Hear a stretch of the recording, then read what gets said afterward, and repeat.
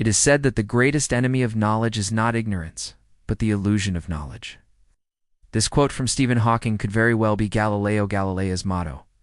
For this brilliant Italian scientist was one of the first to realize that the universe does not revolve around humans. But this discovery did not earn him the love of his contemporaries. Let's take a closer look at the life of the famous astronomer and physicist. We don't know the exact date of Galileo's birth, so we celebrate it on February. He was born in Pisa, Italy, to a middle-class family. His father was a minor official in the Medici court and wanted his son to become a lawyer. So after primary school, Galileo entered the University of Pisa to study law. However, the young man soon became bored with his studies and began attending lectures in natural science, which were completely new at the time. After graduating from university, Galileo returned to Pisa and became an assistant in the Department of Mathematics. In 1589, he became professor of mathematics at the University of Padua. He earned a good reputation as a teacher there and was even offered a chair in astronomy. But Galileo turned down the offer because he had little interest in astronomy. However, this changed when he visited the University of Padua's observatory.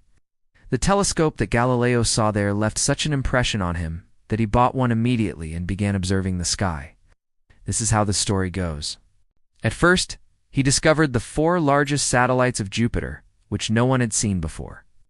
To prove that the moon's surface is not as smooth as it seems, Galileo also invented the so-called thermoscope, the precursor to the thermometer. The astronomer used this to show that the moon's surface is uneven and rough, like a mountain range. But Galileo's most important astronomical discovery was his observation of sunspots. This finding was revolutionary because up until then, the sun was considered a celestial body whose appearance never changed. Only now did scientists realize that the sun is just a big ball of gas in constant motion, which means it changes over time. In order to make sense of these observations, Galileo developed a completely new theory about the structure of the universe. Until then, the prevailing belief was geocentrism. The idea that the Earth is the center of the universe and all other celestial bodies revolve around it. This view was shared by the overwhelming majority of people, including church leaders. They based their belief on the Bible, in which it says that God placed the earth in the middle of the firmament, so everything revolved around the earth. However, Galileo was one of the first to put forward the heliocentric thesis, according to which the sun is the center of the universe and the earth revolves around it, together with other planets. However, since the instruments of that time were not precise enough, the scientist could only prove that the earth rotates on its axis. He was not able to observe the movement of the earth around the sun. That wouldn't happen until 1929, with the help of modern technology. The fact that Galileo dared to question the Church's teachings did not go down well with the religious authorities, although Pope Urban VIII had already banned the heliocentric theory in 1616. The scientist continued his research and published his findings in several books. When church officials learned of this, they summoned Galileo to Rome. The famous scientist was accused of heresy and ultimately had to recant his theory under threat of torture.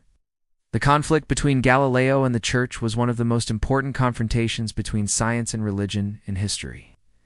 It would be a misconception, however, to see the scientist simply as a martyr of science. Although Galileo was certainly open to criticism and always willing to engage in lively discussions, he could also be stubborn and unwilling to compromise. This was also the case with the conflict with the Church, which actually ended quite well for Galileo. After his forced abjuration, the Pope allowed him to keep his titles and possessions. Moreover, his books were not banned. So Galileo's ideas continued to circulate. After his forced abjuration, Galileo withdrew from scientific life and spent his remaining years working on a comprehensive treatise on motion. In it, the scientist describes his famous law of falling bodies, which says that all objects fall at the same rate regardless of their weight. Galileo Galilei died on January 8, 1642. He was buried in the Basilica di Santa Maria sopra Minerva in Rome. Today, scientist is honored with numerous schools, streets, and even a crater and a planet being named after him. Even though Galileo Galilei's discoveries and theories were often the result of decades of work, the scientist did not receive any official recognition during his lifetime.